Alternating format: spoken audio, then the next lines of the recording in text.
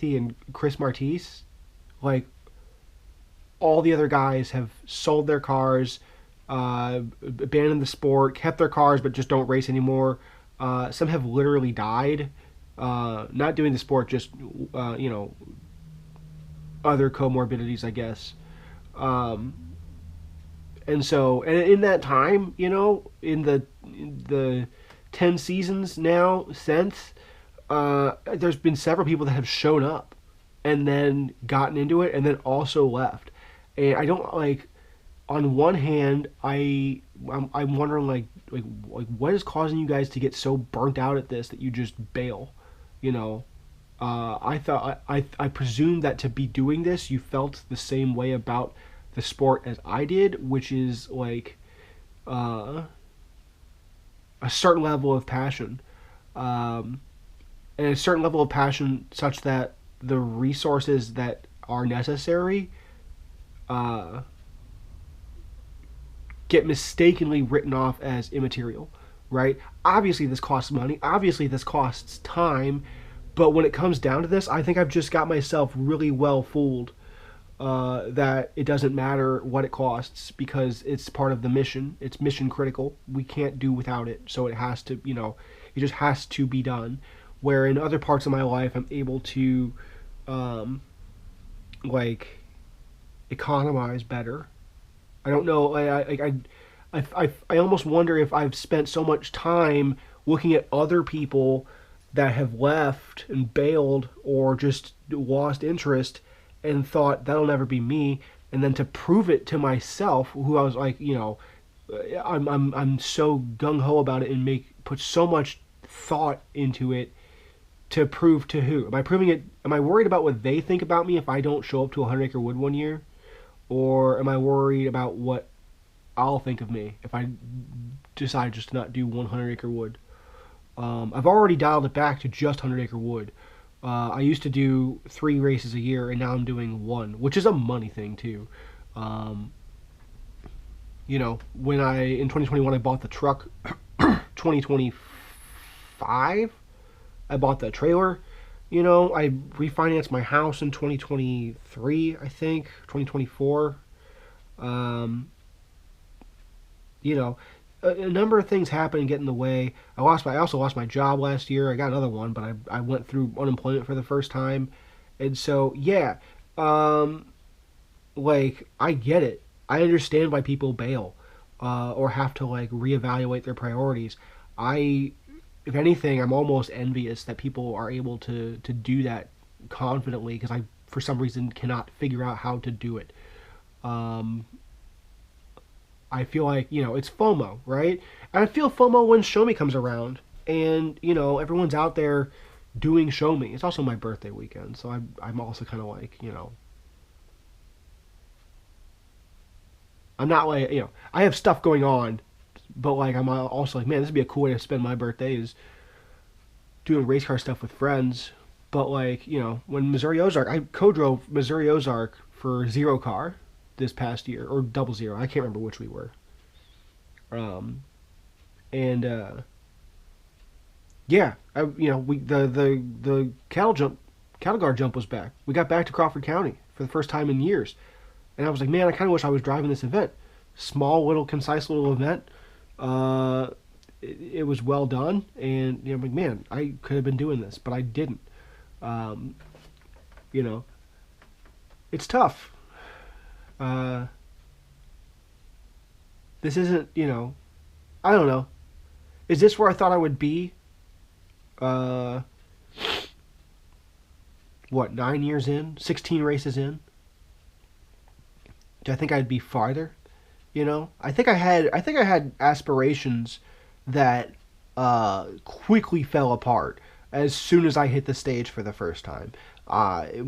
When you realize this isn't a video game, when you realize that there is no reset button, and the sensory experience of all of it rapidly takes over your brain, you get humbled. Well, I don't know. I got humbled real quick, and I'm okay with that. I knew starting as soon as I hit as soon as we hit the actual stage. I'm like, there's no freaking way we're podiuming this race.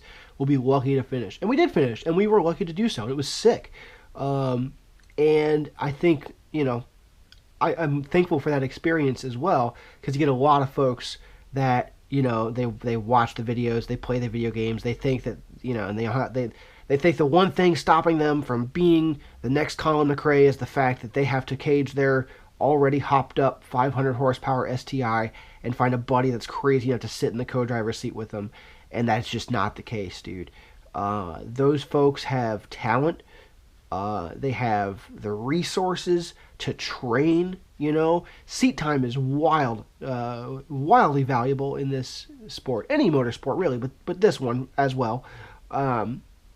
And yeah, being able to go out to Dirtfish or Team O'Neill or Rally Ready someplace, or to have private land of your own to go out and test and get it, get the feel of it down. Because yeah, otherwise you just forget between the races, which is what happens to me. I have to spend 2 or 3 stages acclimating and remembering how to even drive the car. And that's okay. It's the same thing with hockey. Once I've reframed my perspective to realize I'm not here to win anything, I'm here to do better than I did the last time, it makes it a lot easier to palate doing poorly. And so, that's all I wanted going into this race, was to do better. And I was prepared to try to do better with my old engine. And then this engine, I think it was a deal for what I got it for. It's a proven engine. It's won championships. It's won 100 Acre Wood. So it's good enough for me. I don't even need that much out of it for real. I just wanted, there were a number of problems with the old engine as far as I was concerned when it came to reliability and being able to take it apart. I had at some point stripped out one of the threaded sections on the block, and that was on me,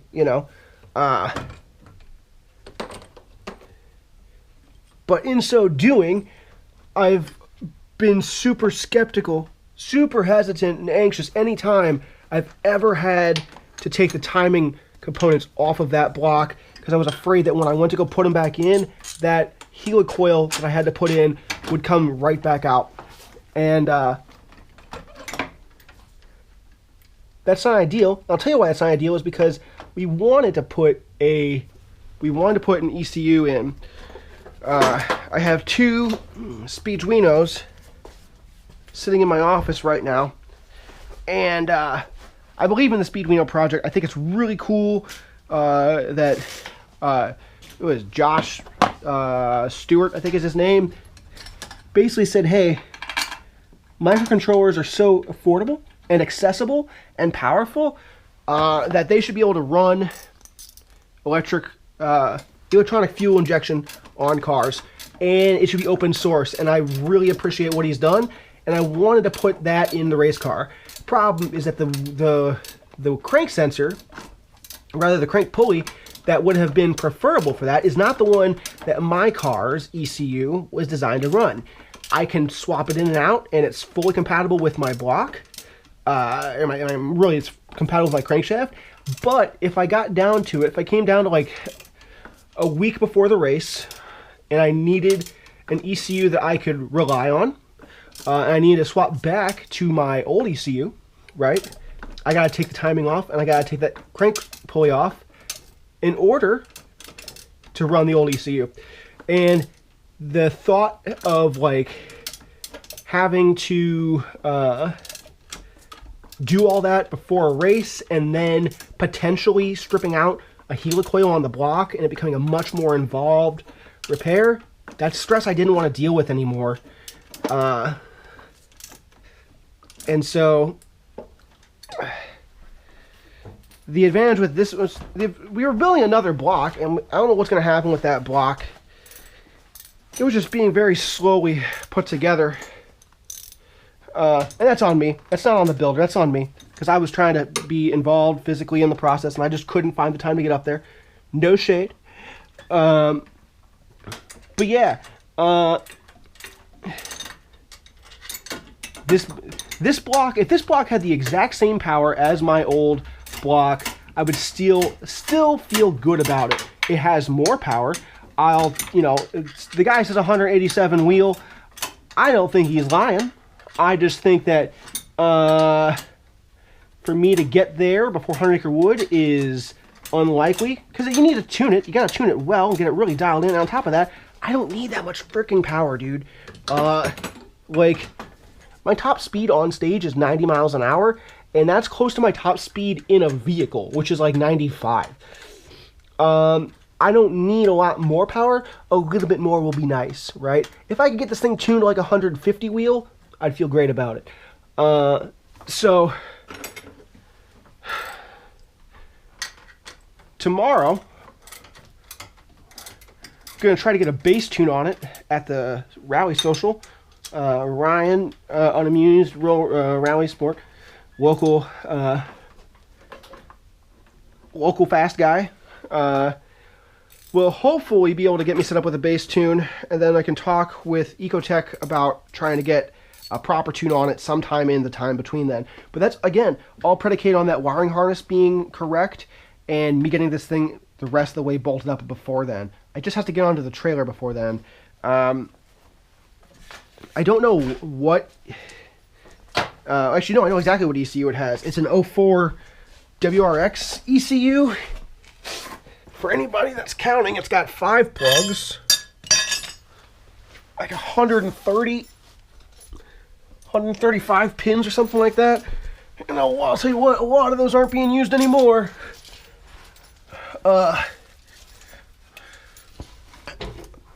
There's definitely a rock in my back.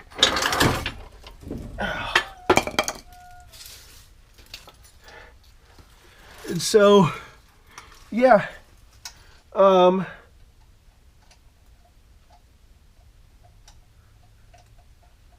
will say, there's no way that,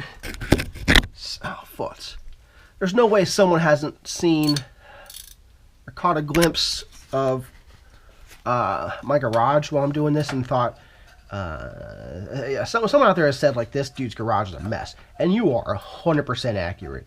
I am embarrassed to have this place on camera, alright? But it is what it is, man. Like, this is the place I have to work, and it's really nice out right now, which is why I'm wearing shorts, but at the same time I have heat in here. I don't know how many of my friends have heat in their garage. I just need to, like, prioritize. Before I put this car in here to do this engine swap, I pulled out like 5 bags of trash. Room for improvement. There's still a lot of stuff here, but come on.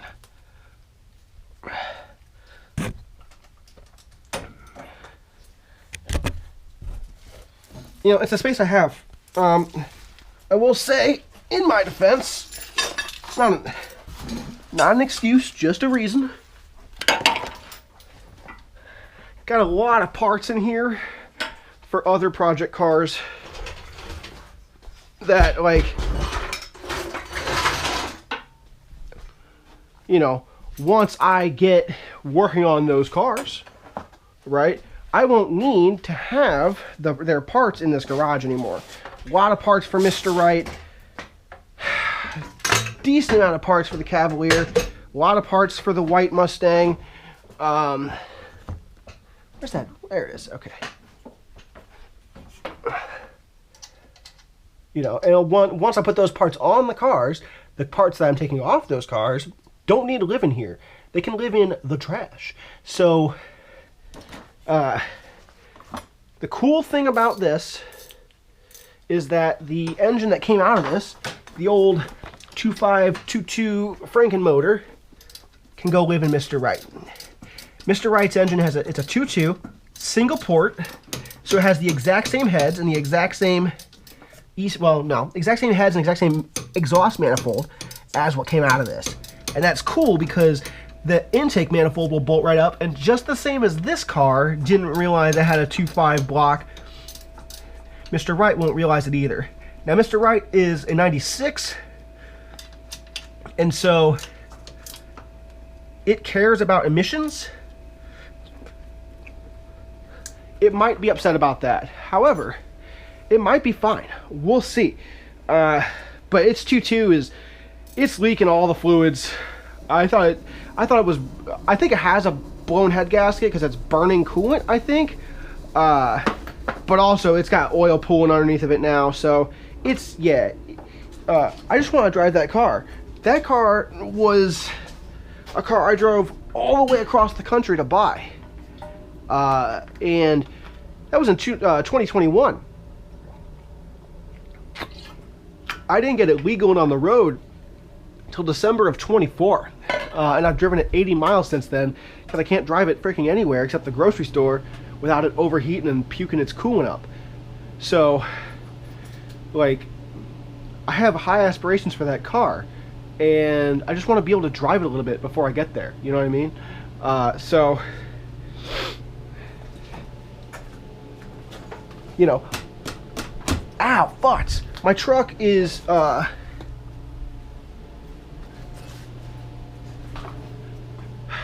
a lot of folks, my truck is a nice vehicle, and it is, right? It's the first and only new vehicle I've ever owned in my entire life, and it will probably stay that way unless I get really stupid and decide I should buy a WRX.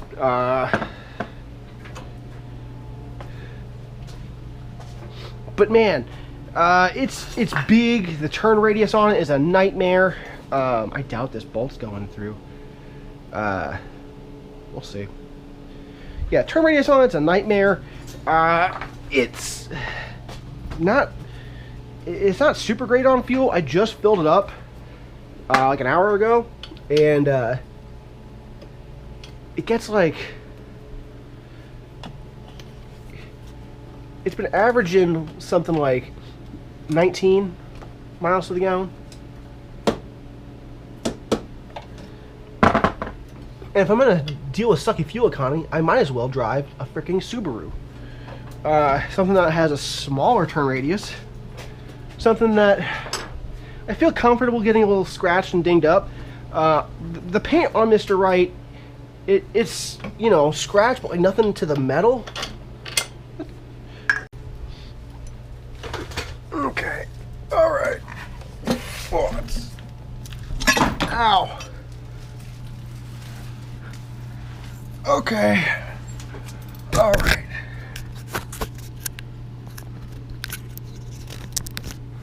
Okay. It is farts. It is late February 27th, 2026. I am beneath my car. And I'm going to be running around the garage for the next however long I can stomach it. Car's not ready yet. 100 Acre Wood is less than 2 weeks away. I wanted this to be done by February. It's not even going to be done by March at this point. Yeah, so I'm just kind of doing this a little bit like freeform. Just kind of going over what's going on in my mind, because there's a number of things that need to be talked about. And you'll get to see how messed up my garage is, which is really just kind of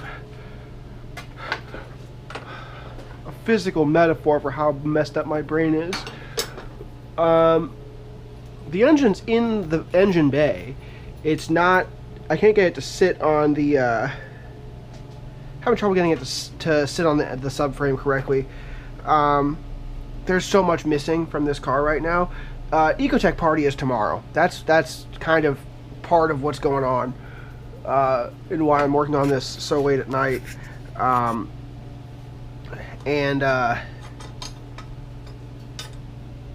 Yeah, it's just,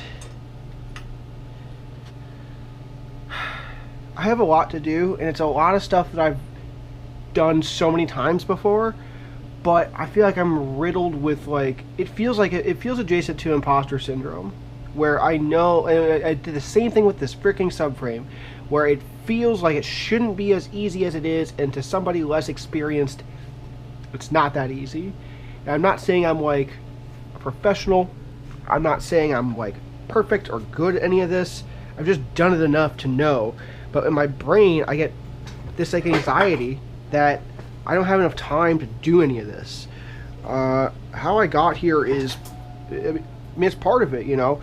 I bought this engine swap, and I thought it would go right in, which was my first mistake, and that was my mistake to make.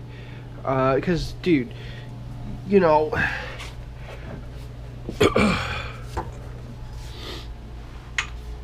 folks will say things like Subarus are like Legos. You just kind of take them apart and put them back together, or they like are cross-compatible or whatever. And I don't know. That's not really my experience, and nor has it ever had to be, because this car is my first. It's my first Subaru, right?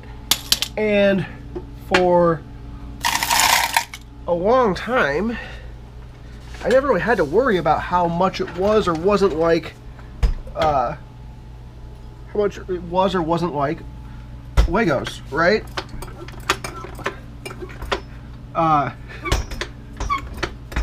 In 2017, when I built the rally car, when we built the rally car, that is, we took out the EJ18 that came on this car, and we put in an EJ25 based engine that I kind of hobbled together in the garage with parts. It's an EJ25 that had EJ22 heads, which the theory of which is it bumps the compression ratio to like 11:1, and that's cool. And also, like, the engine that came out of it was like almost 300,000 miles old. So like, yeah, the reason we got that to work so easily was because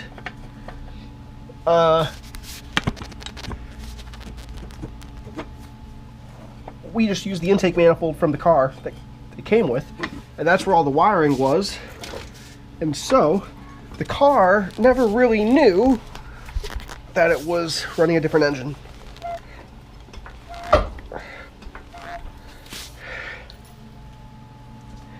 As such, we ran that engine for years, right? And we, like, not only did we run the engine for years, we, like, made a couple modifications to make it run better. We changed the fuel injectors out.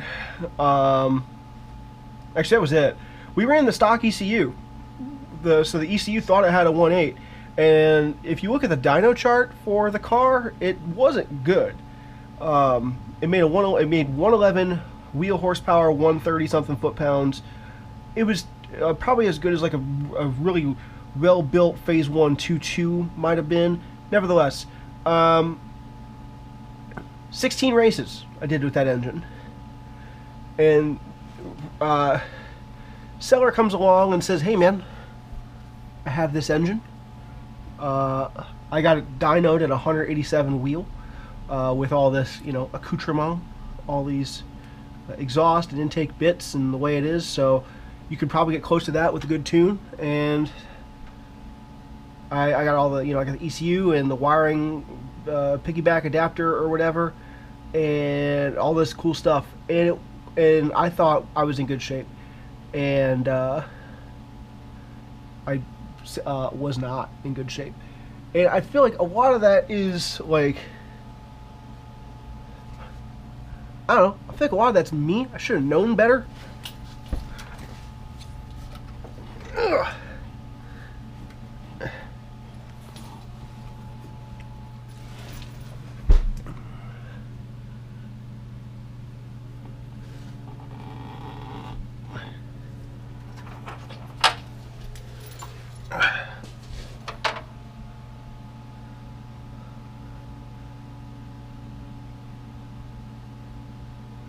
don't know. 95 was the last year before emissions hit. My wiring harness is a little unique from the factory. I didn't make it unique. It just is unique from the factory, and I like that about it. But it also means that I had like a unique ECU connector. It wasn't terribly popular. They changed the 22s, I think, had a different one, and I think the 96 and newer had a different ECU connector. So I had a 3-plug ECU connector, but it's not the same 3-plug as the adapter I got with my engine swap. And so I had to basically find a way to get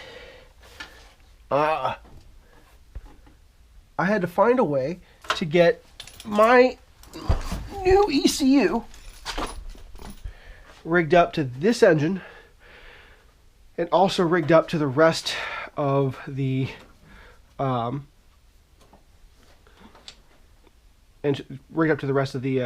the car, you know. And it's actually the way the harnesses work on this chassis. It actually was fairly straightforward in terms of like modifications. I didn't have to modify the whole bulkhead harness. I just had to modify a little bit of engine harness because it was 95. I think it has something to do with OBD2. When they went to OBD2, they merged the engine and bulkhead harness into one. So I was able to make just a little bit of changes. What is there, a freaking June bug in here? It is February, my guy. Good luck. And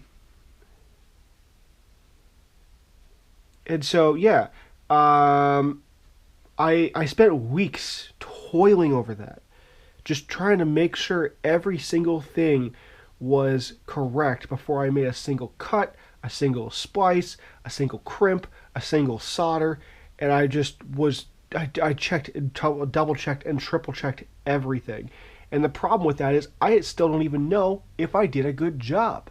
I got to get, you know, a number of other things going before I can even test that.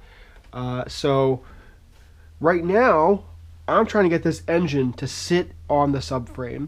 For whatever freaking reason, it feels like the engine is too far forward, and I don't know. I don't know if that's accurate or not. But both engine mounts feel like they are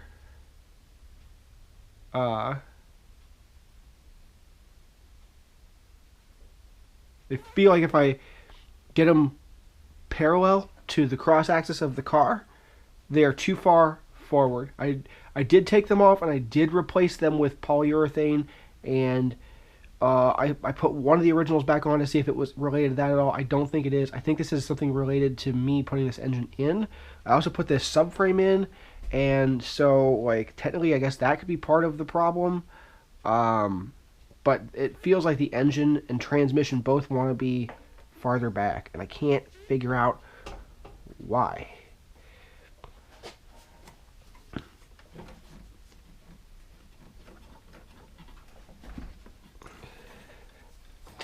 And like once I get this thing,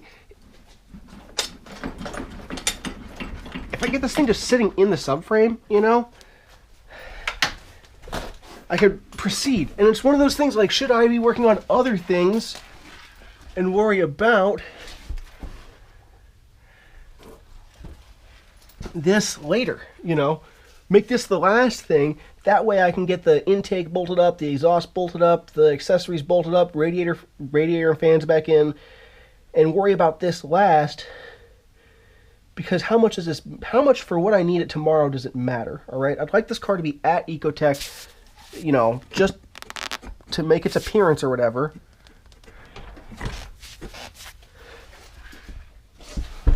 Oh, it's freaking close, bud. It's close. I'll run one polyurethane and one rubber. I don't give a freaking rip right now.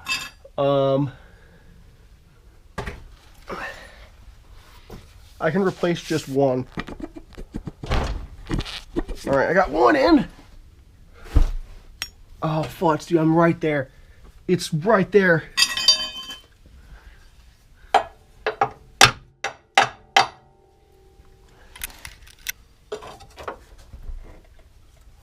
Nope.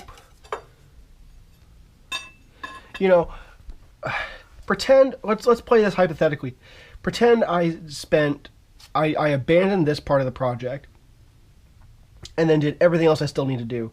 Bolted up my accessories, my radiator, put the battery back in, put my switch panel back in, did all the last little bits of wiring I have to do to get this thing to run. Then I came back and fooled with this. So long as I can still access everything, I think that's a good trade-off. Because then I know everything else is done, and I only have one thing to focus on, which is this. If I stayed working on this for hours and hours, once I finally solved it, I still have other critical things to do that need to be done. And so, like, I don't know. For some reason, it feels like I should abandon this part and work on everything else to make this the last thing I work on because it's the hardest thing. This is task management, which is not like, it's not a new concept. It's something I struggle with, especially when I'm by myself, because I'm just, I'm one guy. I can only do so much. But I think if I give that thing a good wag, I think the engine mount will sit in there properly. Yeah, look how freaking tweaked that is, though, dude. Like, that is not correct.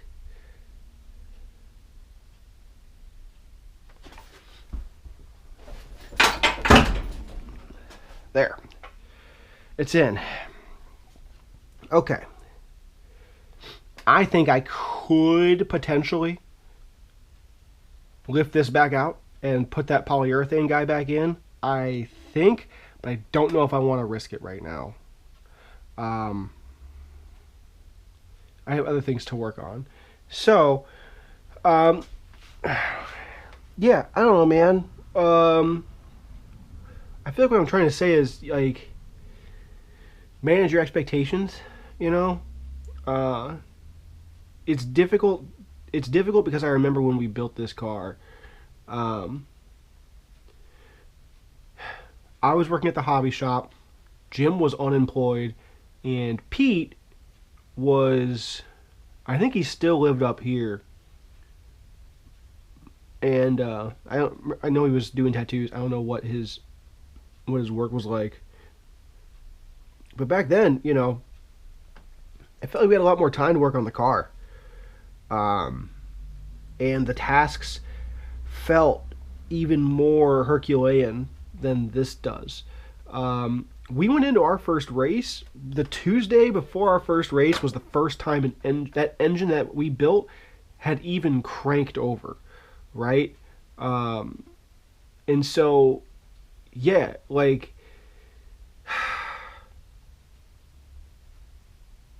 it's not, things aren't that way anymore. It's, like, I'm not trying to, like, pity party, but it's just me at this point. And that's, that's just the way it is. I'm this 2026. I'm going on my 5th co-driver in 5 years of 100 Acre Wood. I'm just trying to keep going, I guess, at this. My first 100 Acre Wood was 2014, and I was a volunteer, and I just went down because Ken Block was there, and I had seen Gymkhana videos. And so to me, like, seeing that was kind of what I was in for. And as soon as I saw it, I was like, I have to be doing this. This has to be something I am doing as well.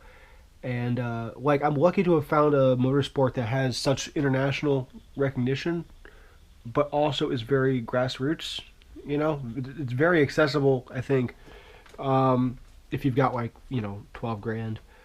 But what made it better was doing it with friends, and the friends are still there, kind of. It's just that the ones that I feel like I don't have the friend experience comes after I show up in town at the rally now, and that's cool. It's cool to show up to the race and be around people that are your friends and that you know and get to see and do race car stuff alongside.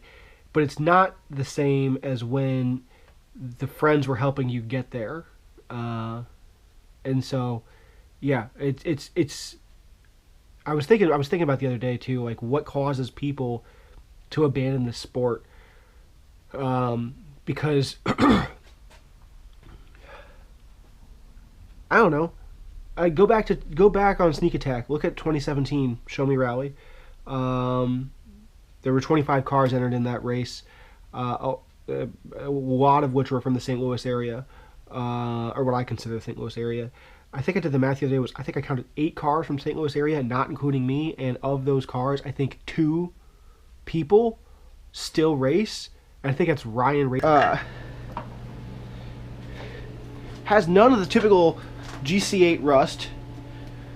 And yeah, I want to experience that car. So yeah, the plan was to get this engine swap done so quick that I could pull this car out, and before 100 Acre Wood could then toss, bring Mr. Right into the garage and take its engine out and swap it for the old rally car engine. But now I'm getting so close to 100 Acre Wood, the only thing I can really afford to do with my time is put everything into this car. And the rest of it will have to wait until after 100 Acre Wood. And that's presupposing, of course, that I don't screw this car up at 100 Acre Wood. And it'd be really, really neat if I did not do that. What is that, 17? That's a 14. That's a 14. What is that? Another 17. Where's my breaker bar? There it is. Now, also on the list of things to do before, or just in cars, the Cavalier, it needs a head gasket as well.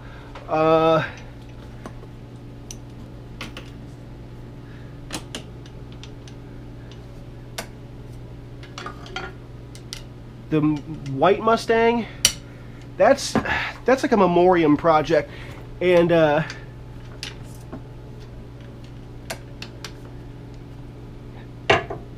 we would like to get that car cleaned up and ready for the local car show we have here every year. The car show I put this guy in.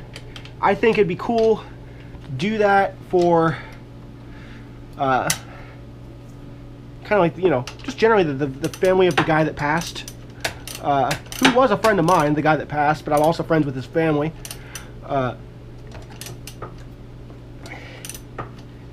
His granddaughter calls me uncle, even though I'm not related at all.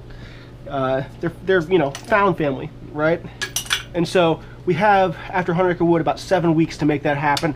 It needs a little bit of paint, needs some engine work, needs a windshield, but it'd be a really cool little thing. I don't know how many miles it has on it, but it's a 95 with a 5.0. It's the last year of the 5.0, and I think it'd just be a cool experience, What I would like to have in this garage, and maybe if the money is there, we can make it happen this summer. I would love to have AC in here, and I know that's a fool's errand, but being able to have where's that freaking 10? Being able to have full climate control, even if I can only fit one car in here, like having AC in here, that'd be, yeah. You're talking about the stuff of dreams, man. Like, getting heat in here was a huge win.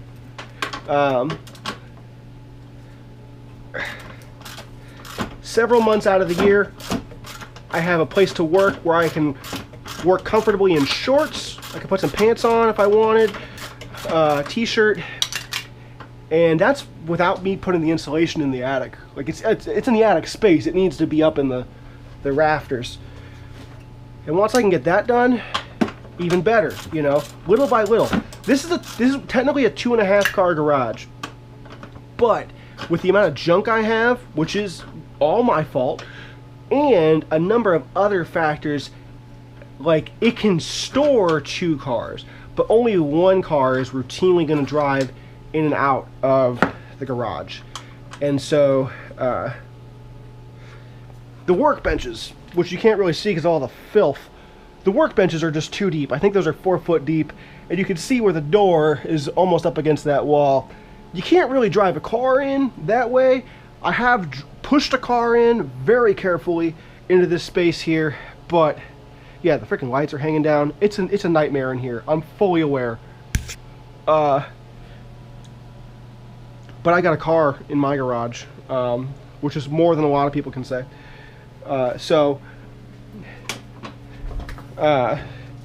Yeah, it's just all about, you know, time management. Also, if you guys haven't noticed this about me, I do other things than cars. A ton of other things, you know. If you, I think I counted sometime last year, my hobby counts up to like 53 or something. That means I could spend 1 week a year on each hobby. Now, that's not how life works, you know. Some hobbies go dormant for a while. This has taken weeks, but like when's that? How much? You know, this is the first big like engine overhaul that this car's ever had, and so another thing people said about this is like it'd be a lot easier if I just had the harness from like an RS25 or something, and like yeah, hey, if you have the whole body harness for the engine you're trying to put into your car, every brand of car is like Legos. Like that's not a like. You're correct. That is the correct way to do it. But that is not an argument for how easy Subarus are to do swaps in. That is not like any like, dude, I wanted to Terminator swap my V6 Mustang, and it'd be a lot easier if I had the whole chassis harness from a Terminator Cobra. Duh, of course it would be easier. Because that's so much of it. And for a lot of, you know, old folks in this game, the wiring and the computers is a nightmare. I would like to believe I have a little bit of a leg up. I think I have a better grasp on how the computers and wires work than some folks do, or I'm at least willing to take a shot at it, but we're not going to know until we try firing this thing up. So, the engine is sitting in there now. That's all the way it's supposed to be. I guess I'm going to go inside and set up this frickin' intake manifold with fuel injectors and a throttle body and a wiring harness.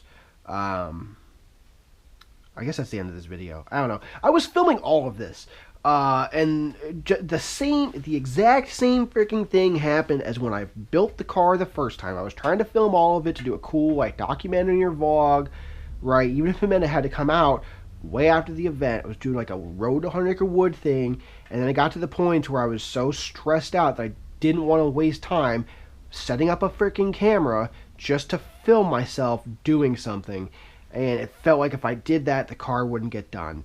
And so this might be the only video that comes of it. Oh wow, that June bug did get loose, did it not? Dumb idiot. Alright, I'm gonna go. Thanks for watching, listening to me ramble about my car, observing my absolute pigsty of a garage, and wondering how does he keep his brain together? The answer is not well. It is a mess. I would like it if someone could remove my skull and just physically massage my brain. But I don't think that's going to happen. So the best thing I have after that is just trying to get this car on the road. So yeah, hopefully the next time y'all see videos from me, it's either those of you that are longing for more hockey videos, or it's videos from the race that is less than 2 weeks away. That's all I got. Thanks.